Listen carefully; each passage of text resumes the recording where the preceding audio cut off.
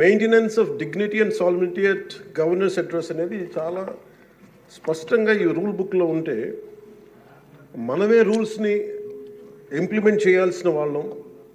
వారికి సంఖ్యాబలం ఉందా లేదా పక్కన పెడితే every member of this house has a responsibility to follow the rules. మనమే కనుక ఆ రూల్స్ని బ్రేక్ చేస్తే ఇంక మన ప్రజలకి కానీ చూసే వాళ్ళకి ఏం చెప్తాం? నాకు చాలా కాలం క్రితం నేను అప్పుడప్పుడు మనోహర్ గారిని అడుగుతూ ఉంటాను, సార్ అసెంబ్లీలో ఇక్కడ ఏమి గొడవలు జరిగినా ఎందుకు కేసులు పడవని, ఇక్కడ ఏమి మీకు కొట్టుకో, ఇది నేను నాకు చాలా కామన్ మ్యాన్ ఒక ఇష్యూ, ఒక ఇంక్విజిటివ్నెస్.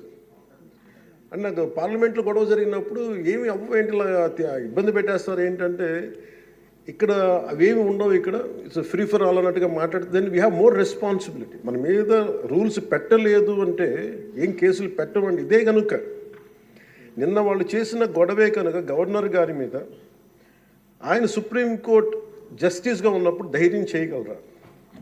కళ్ళల్లో చూడగలరా?